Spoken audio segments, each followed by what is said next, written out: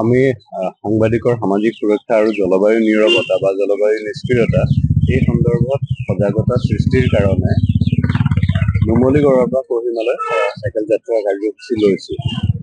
এই সময়খিনিত আমি ঠায়ে ঠায়ে যিমান সাংবাদিকসকলক লগ পাম, যেনে আপোনালোকক পাইছো এতিয়া, এই ধৰণে সাংবাদিকসকলৰ লগত কথা বতৰা পতা আৰু সাধাৰণ ৰাইজৰ লগতো কথা বতৰা পাতি আমি এই বাৰ্তাটো দি যাম। আমি এই কামটো কৰি আহিছো 2019 চনৰ পৰাই। 2019 চনত আৰম্ভ কৰি এতিয়াৰ পৰা এতিয়ালৈকে 5-6খনমান মানে পাহাৰ এতিয়ালৈকে এনেকে চলোৱা হৈছে। তাৰ ভিতৰত ছিকিম আৰম্ভ কৰা হৈছিলে। অলপ দিন আগতে আমি মেঘালয়তো কৰিলো। এই বছৰত 2টা হ'ল। এইটোকে ধৰি নাগালেণ্ডলৈ আহিলো, ইয়াৰ আগতে আমি মেঘালয় গৈছিলো।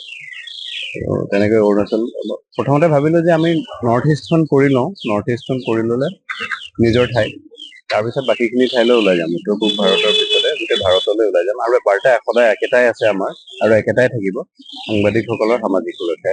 সাংবাদিকসকলে যিখিনি প্ৰাপ্য তেওঁলোকৰ, এতিয়া চাওক, গোটেই সমাজখনত যিমানখিনি কথা হৈ আছে, য'ত যিকোনো বিষয়টো তুলি ধৰে সাংবাদিকসকলে সন্মুখলৈ আনে। সাংবাদিকসকলৰো কিছু কথা থাকিব পাৰে, সেইখিনি কথা কি হ'ব, সেই কথাখিনিও ওলাওক। আৰু সেইখিনি ক্ষেত্ৰত সমাজখনৰে এটা অংশ নহয় জানো সাংবাদিক? গতিকে এই এটা সামাজিক সুৰক্ষা সাংবাদিকসকলৰ প্ৰয়োজনীয় বুলি মই ভাবো। আপুনি চাওক, কভিডৰ সময়ত ফ্ৰণ্টলাইন ৱাৰ্কাৰ হিচাপে পুলিচ, চিকিৎসা সেৱীসকল আৰু সাংবাদিকসকলে সন্মুখত থাকি কাম কৰিবলগীয়া হৈছে। আজি যুদ্ধৰ পৰিস্থিতিয়ে হওক বা যি পৰিস্থিতিয়ে নহওক, সাংবাদিকসকল ওলাই আহিব লাগিব। তেওঁলোকৰ জীৱনৰ নিৰাপত্তাৰ প্ৰশ্ন এটা জড়িত হৈ আছে, তেওঁলোকৰো পৰিয়াল আছে, মানে আপোনালোকৰ কথা কৈছো।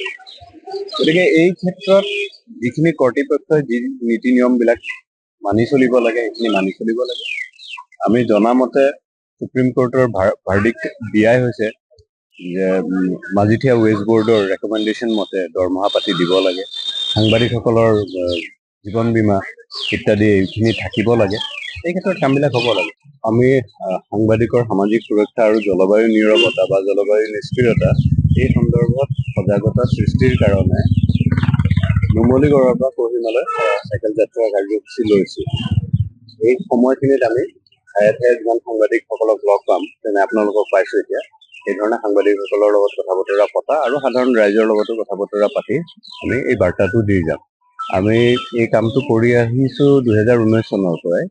2019 চনত আৰম্ভ কৰি এতিয়াৰ পৰা এতিয়ালৈকে 5-6খনমান মানে পাহাৰ এতিয়ালৈকে এনেকে চলোৱা হৈছে। তাৰ ভিতৰত ছিকিম আৰম্ভ কৰা হৈছিলে। অলপ দিন আগতে আমি মেঘালয়তো কৰিলো। এই বছৰত 2টা হ'ল। এইটোকে ধৰি নাগালেণ্ডলৈ আহিলো, ইয়াৰ আগতে আমি মেঘালয় গৈছিলো।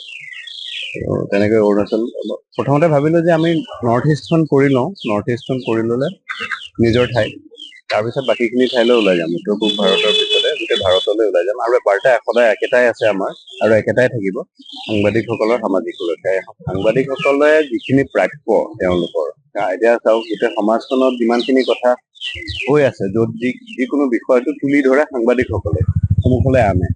সাংবাদিকসকলৰো কিছু কথা থাকিব পাৰে, সেইখিনি কথা কি হ'ব, সেই কথাখিনিও ওলাওক। আৰু সেইখিনি ক্ষেত্ৰত সমাজখনৰে এটা অংশ নহয় জানো সাংবাদিক? গতিকে এই এটা সামাজিক সুৰক্ষা সাংবাদিকসকলৰ প্ৰয়োজনীয় বুলি মই ভাবো। আপুনি চাওক, কভিডৰ সময়ত ফ্ৰণ্টলাইন ৱাৰ্কাৰ হিচাপে পুলিচ, চিকিৎসা সেৱীসকল আৰু সাংবাদিকসকলে সন্মুখত থাকি কাম কৰিবলগীয়া হৈছে। আজি যুদ্ধৰ পৰিস্থিতিয়ে হওক বা যি পৰিস্থিতিয়ে নহওক, সাংবাদিকসকল ওলাই আহিব লাগিব। তেওঁলোকৰ জীৱনৰ নিৰাপত্তাৰ প্ৰশ্ন এটা জড়িত হৈ আছে, তেওঁলোকৰো পৰিয়াল আছে, মানে আপোনালোকৰ কথা কৈছো। গতিকে এই ক্ষেত্ৰত যিখিনি কৰ্তৃপক্ষই যি নীতি নিয়মবিলাক মানি চলিব লাগে, সেইখিনি মানি চলিব লাগে। আমি জনামতে সুপ্ৰিম কোৰ্টৰ ভাৰ্ডিক্ট দিয়াই হৈছে যে মাজিথিয়া ৱেষ্ট বৰ্ডৰ ৰেকমেণ্ডেশ্যন মতে দৰমহা পাতি দিব লাগে, সাংবাদিকসকলৰ জীৱন বীমা ইত্যাদি এইখিনি থাকিব লাগে। এই ক্ষেত্ৰত কামবিলাক হ'ব লাগে। যিকোনো খবৰৰ বাবে যোগাযোগ কৰক 7099017330 লগতে 7099017110 নম্বৰত।